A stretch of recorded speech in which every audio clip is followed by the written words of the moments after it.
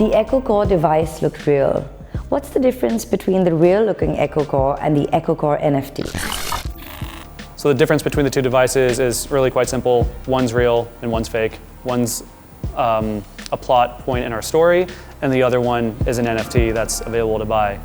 So in fiction, the Echocore device, it allows its wearer access to this neuro-interactive synthetic reality, a simulation that's powered by a quantum hybrid supercomputer called Andromeda, and it allows the wearer to sync up to a precinct avatar that is a citizen of this simulated world and explore it using this device.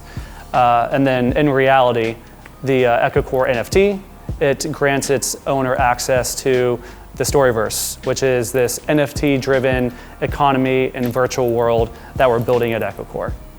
What are the main benefits of owning an Echocore NFT? Main benefits of owning an Echocore NFT.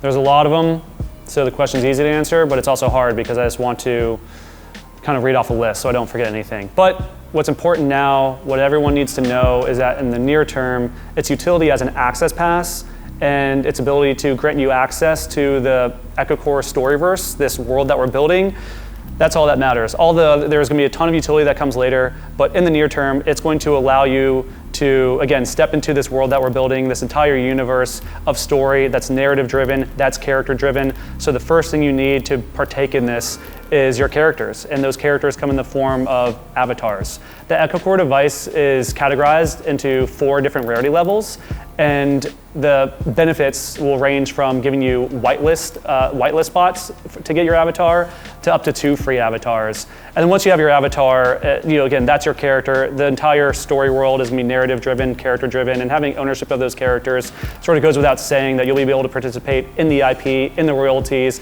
and all the cool benefits that come along with this world and with this concept as we continue to build it out and get further down our roadmap. Can you give us a hint of the story to come? Well, I'd love to, but every time I get started talking about the story, I can't stop and I'll just reveal all the spoilers, so I probably shouldn't. But what I will say is that, well, as we know, there is this world that we are going to be exploring. The world is actually a simulation, a synthetic reality that's driven by a hybrid quantum supercomputer that's been developed by a fictional computer scientist, CEO named Ian Siddell of a fictional company called SCI. They built this quantum computer called Andromeda and decided to run a simulation inside of it. And the characters, the story that we'll be following the first beta testers to experiment with syncing their consciousness to this quantum simulation. And what could go wrong, right?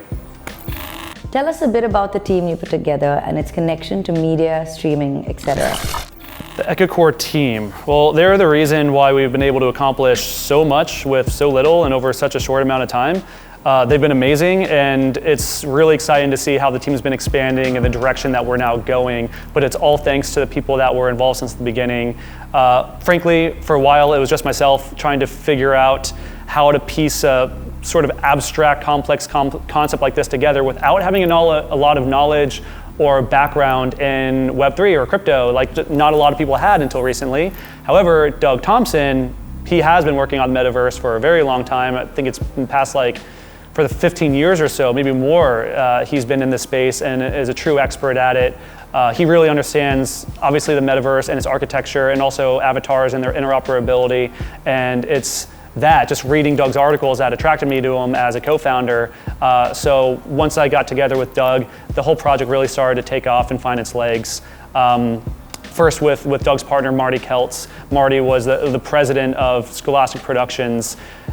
Everyone that grew up in the 80s and 90s knows Scholastic, knows Magic School Bus, Babysitter's Club, those book fairs, all the other titles that were associated with it, like Goosebumps. That was all Marty. And Marty obviously recognizes paradigm shifts in media. So when he saw what we were doing with Echocore, he, like Doug, really responded to it, saw it as a cool story to get involved with. And then between Marty and Doug, they've really elevated it to the next level.